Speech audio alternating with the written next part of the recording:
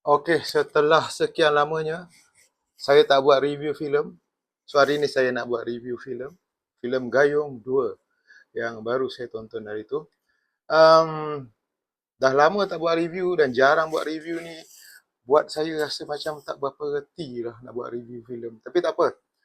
Saya sebenarnya agak excited nak buat sebab saya seronok menonton filem Gayung ni. Okey, macam review yang pertama itu, ada banyak juga benda yang saya komplain lah, yang saya uh, tak puas hati lah.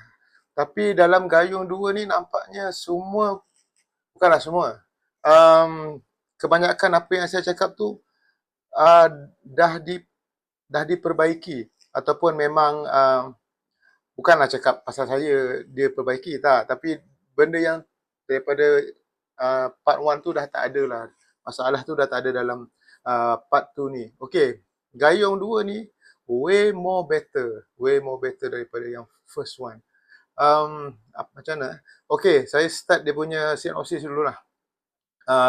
Mengisahkan Mio yang dah kembali ke Singapura bila Jepun dah keluar daripada tanah Melayu, dah kalah dan British ambil alih balik. So Mio ke Singapura bekerja sebagai polis sekali dengan isteri, anak-anak dan Mat lah, adik dia Mat. Dan dekat situ Mat masih struggle untuk cuba untuk jadi polis juga macam Mio. Dia gagal dan dia cuba lagi. So itu antara intipati dalam cerita ni yang penting juga. Dia ada arah dia ke mana nanti tu, kisah Mat ni. Dan dia pun ada seorang kekasih dalam tu, nama dia siapa lupalah.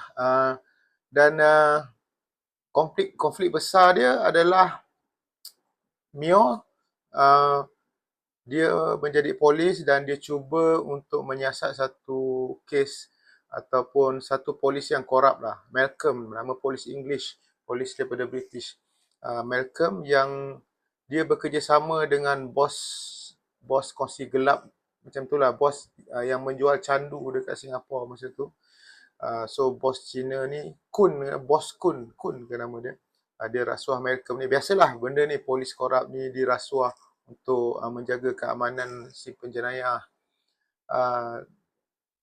Mula-mula tak ada orang yang dapat kesan Malcolm ni punya aktiviti, tapi sebagai hero Mio dia dapatlah mencium ada yang tak kena dengan Malcolm ni.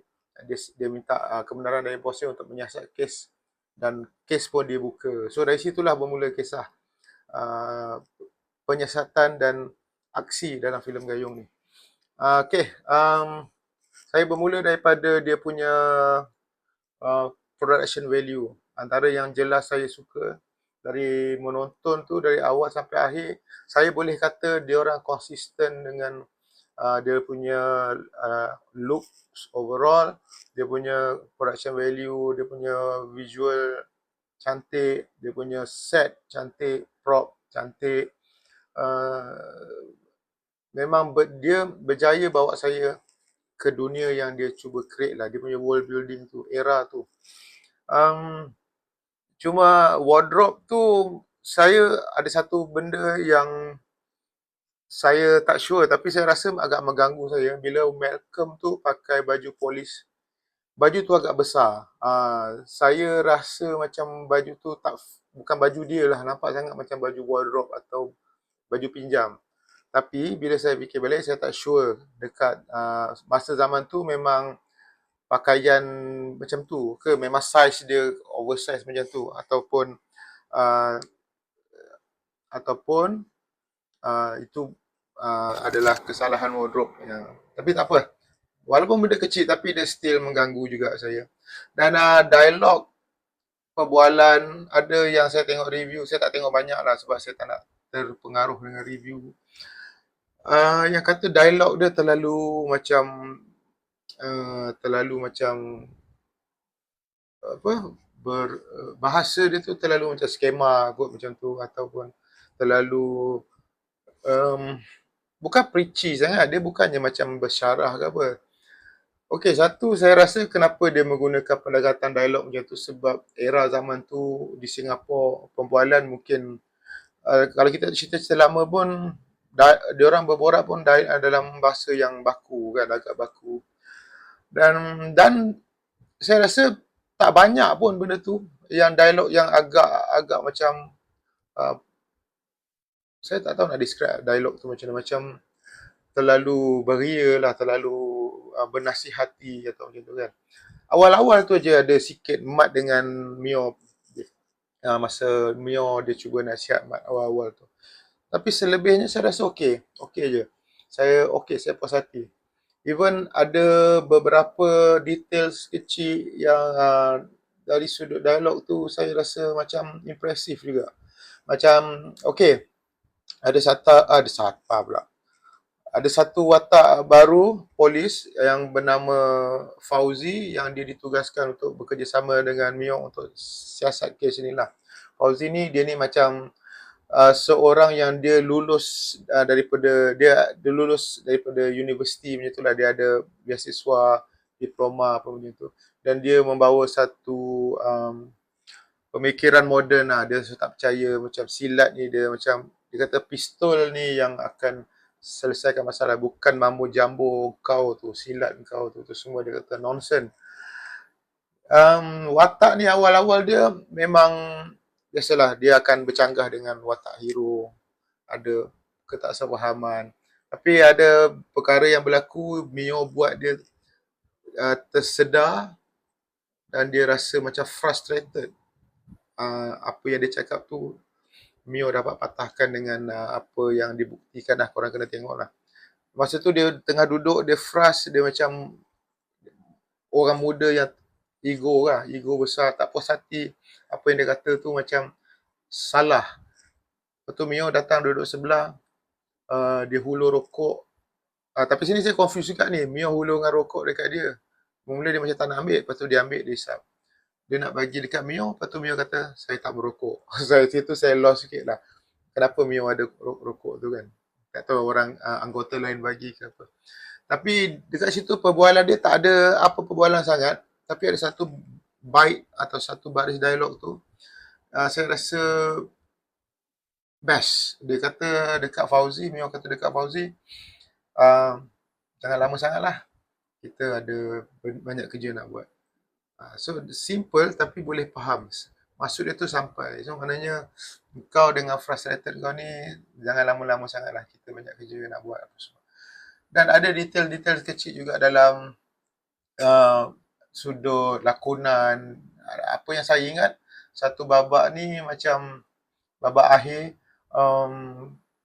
ada satu Mio, scene Mio ni dia tengah pukul seseorang ni hampir mati, dan datang anggota polis lain, bos dia, suruh dia berhenti, dia tak berhenti. Tapi bila tiba-tiba sekali dia dengar suara anak dia panggil ayah ke apa, suruh tapi dia dengar suara anak dia, dia terus stop. Macam benda tu detail kecil tapi dia macam satu apa nak cakap, benda yang saya rasa best lah. Ada itulah detail kecil tu. Ada kadang-kadang benda-benda macam ni saya suka.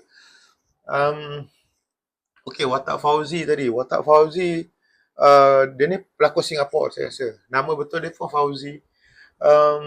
Cara percakapan dia tu saya dengar macam bunyi Singapura lah. Bunyi-bunyi macam Aaron Aziz. Dan suara dan rupa dia pun ada iras-iras lah Aaron Aziz. Kalau tengok betul-betul dia punya memek muka atau certain angle tu ada nampak macam Aaron Aziz. Suara dia pun. Dan lakonan dia pun okey. Saya suka. Dia punya looks ada karakter. Dia punya looks tu karakter dia kuat. Bila dia dengan wardrobe dia pakai style lama 60-an gitu. Dia dengan Mio pergi menyiasat pakai ala-ala macam Peaky Blinder macam tu kan. Dengan dia punya pakai topi beret, bareta.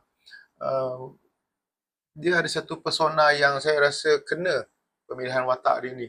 Dan saya agak suka dengan watak dia sebab dia slowly transition daripada yang awal tadi, yang belagak tadi, slowly dia faham apa yang betul, apa yang tak, dan akhirnya dia baik dengan Mio, dia baik dengan Mat.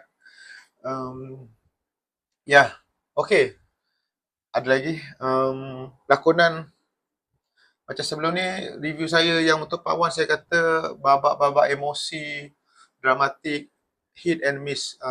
Ada yang okey, ada yang tak okey. Tapi dalam Gayung 2 ni keseluruhan saya puas hati. Part lawak kita boleh rasa lawak dia jadi, part sedih dia jadi, part marah, anger, dia part apa Yalah, yang paling penting tu emotional part yang sedih lah yang dia nak sampaikan tu. Itu memang sangat jadilah. Ada antara scene Mio dengan Mat, dengan yang akhir-akhir tu, third act tu, Mio dengan isteri dia Nabila Huda. Okey, memang memang jadi. Kali ni jadi. Dan kenapa saya rasa benda ni terjadi dan dulu tak? Pasal dulu saya pernah kata yang first one ni dia punya direction filem more kepada documentary tau. Dia punya naratif tu macam terlalu laju dari satu tempat ke satu tempat, zaman ke satu zaman, satu tahun ke tahun, dia berlompat-lompat. Jadi macam kita tengok dokumentari, dia tak ada terlalu kesinambungan plot tu, dia tak ada main dengan emosi. Dia just nak ceritakan peristiwa tu, peristiwa tu, peristiwa tu. Tapi dalam Gayung 2 ni totally different. Dia dah tak bawa benda tu, dia bawa satu treatment filem yang seperti mana filem biasa. Dia ada development dan ada apa build up untuk sesuatu scene, character development tu. So benda tu membuatkan kita rasa uh, kenal dengan watak, kita invest dengan watak tu. Jadi kita bila sesuatu terjadi kat watak tu kita boleh rasa, dan benda tu yang tak ada dekat first movie. Okay, satu lagi, kalau first Gayung pertama kuat dia punya vibe Ip Man kan, kita nampak memang itulah direction dia, dia nak ke arah tu. Dia ada menunjukkan silat berlawan dengan pelbagai martial art. Tapi saya suka yang benda tu dah tak ada dalam part tu ni. Saya tak ada rasa dah Ip Man tu. Saya dah tak ada rasa dah direction tu ke arah tu. Kali ni betul-betul dia movie yang bawa karakter Mio tu, dan dia punya hingga ada certain part atau certain bahagian saya terasa dia macam Noah punya style, dengan sebab era tu kan dia lebih pakaian dia, wardrobe dia, dan ya tak ada dah benda tu. Memang saya rasa direction ni bertukar betul lah first movie dengan second movie ni. Dan action dia pula way more better lah daripada yang first one. Dari sudut kamera, walaupun shot dia bukanlah shot untuk action yang yang saya suka, tapi masih okey lah daripada yang first one. Ada babak mula-mula dalam kelab malam lah, macam tu. Kelab malam ada assassin perempuan Cina Amoy, beberapa orang ni nak cuba serang bos Kun tadi, bos Cina tu yang jual candu tu, dan bos dia ni diprotect oleh seorang perempuan Cina juga. Scene dalam tu, fight dalam tu memang saya rasa sangat impresif lah. Nampak macam filem bukan Malaysia punya. Dia orang pun nampak tangkas perempuan-perempuan ni bertarung, dan perempuan yang seorang yang protect bos tadi tu pun dia akan bertarung dengan Mio nanti dekat ujung-ujung, dan dia boleh nampak betul-betul boleh kick ass lah. Saya tak pasti siapa dia memang martial artist ke bukan, saya tak sure. Tapi nampak believable, nampak meyakinkan. Secara kebetulan jugalah, macam first movie saya kata saya paling suka dalam banyak-banyak fight adalah fight pertama. Dan yang ini pun sama juga. Saya suka fight pertama di mana Mio datang bantu orang-orang berniaga dekat situ daripada dipau oleh geng-geng kongsi gelap ni. Dekat situ aura farming dia kuat lah. Rasa hero betul lah Mio ni. Dan ujung-ujung pun ada part yang saya suka. Kalau korang tengok trailer, dia ada dia tengah fight tu, dia ikat badan dia dengan tali tu, dan lepas tu dia bertarung dengan bos Cina tu. Kenapa diikat dengan tali tu, diikat tali kat badan itu tak tahu dekat trailer ada tunjuk ke tak, tapi so saya tak nak spoiler lah. Ada sebab kenapa dia buat benda tu dan sebab tu menjadi motivasi kuat lah untuk dia bukan macam mana nak mention macam mana saya nak describe susah. Okay, fight scene sekarang ni mana-mana movie pun orang dah ramai yang pakar untuk buat koreo yang power, camera shot yang gempak-gempak, pacing yang laju kan. Itu sekarang ni dah hampir semua orang boleh buat, dan bila semua orang dah boleh buat dia jadi bosan. Kita dah susah nak cari satu fight yang kita betul-betul fokus tengok. Kadang-kadang saya tengok fight dalam filem, saya akan macam terhayal sekejap sebab dia terlalu generic, terlalu sama dengan banyak-banyak scene yang saya pernah tengok. Tapi bila fight itu dia didramatikkan dan dikaitkan dengan kisah atau sesuatu scene yang dramatik, dia akan jadi kita rasa macam seronok nak tengok, rasa macam attach dengan benda tu. Macam di mana saya cakap tadi lah, yang dia ikat badan dia dengan tali tu, ada reason dia buat benda tu. So jadi fight scene tu jadi menarik tu. So untuk orang-orang yang buat filem-filem fight macam ni, saya ni teori je lah, saya pun tak pasti betul ke tak apa yang saya cakap tu, tapi mungkin korang boleh titik beratkan benda tu, memasukkan cerita di dalam fight tu, bukan sekadar fight saja, fight yang memang tangkas apa semua, tapi ada drama dia dalam fight tu. Itu yang mungkin akan lebih buat kita nak tengok tu jadi interesting kan. So ya, lakonan mantap, action saya puas hati, walaupun action dia tak adalah top notch, tapi masih jauh lagi baik dari yang first. Dan direction movie dia pun dah berubah. Saya suka setup ni, saya suka treatment yang nombor 2 ni, saya suka. Dan saya rasa sampai nombor 2 je kot filem ni. Tapi itulah, sambutan pun saya pergi tengok itu pun tak ramai orang. Kalau mendapat sambutan, saya mengharap lagi Watak Mio ni dikembangkan untuk franchise filem-filem seterusnya Gayung. Okey, sebut pasal tajuk Gayung pun saya masih ada problem dengan pemilihan tajuk sebab agak misleading. Patut macam saya kata dulu, tajuk dia Mio, macam sebab dia memang fokus kepada Watak Mio dan masih tak ada menceritakan pasal Gayung dalam part 2 ni. Mana part 1 pun saya cakap tak ada menceritakan falsafah. Dia adalah tunjuk ada bersilat, ajar silat, Gayung apa semua. Ya, tapi itulah saya rasa pemilihan tajuk filem ni Gayung ni pun sebab nama Gayung tu besar lah. Kalau bila kita sebut nama Mio, tak semua orang kenal lah. So kalau sebut Gayung, dia lebih coverage untuk orang tahu, pengetahuan orang lebih ramai lah, lebih menjangkau pada ramai orang dan boleh relate dan orang tahu apa itu Gayung kan. Ya mungkin sebab tu. Tapi itulah, okey je nak pakai nama Gayung, tapi selitkan apa sikit pasal Gayung, falsafah dia ke apa ke yang mempromot Gayung tu. Dah. Okey, ada juga benda sikit lagi lah, benda yang saya terganggu. Macam tadi saya kata baju wardrobe tu. Benda yang detail ni, kadang-kadang detail kecil ni dia buat kita terkeluar daripada, macam saya kata, saya dah masuk, dia berjaya buat saya masuk dalam dunia ni, world building dia ni. Ada kadang-kadang ada benda detail kecil yang buat kita terkeluar daripada dunia tu masuk ke realiti balik kan. Macam satu watak dalam cerita tu, ada anggota polis yang berbahasa India tu, dia rambut panjang dan dia ikat pun style-style macam moden. Saya tak rasa zaman tu ada orang buat style rambutnya tu. Kalau ada pun memang kes-kes yang sangat terpencil lah. Jadi bila dia buat benda tu, dia jadi kita kita macam keluar daripada dunia yang dia create tu. Kita macam, mana ada orang dulu rambut macam ni?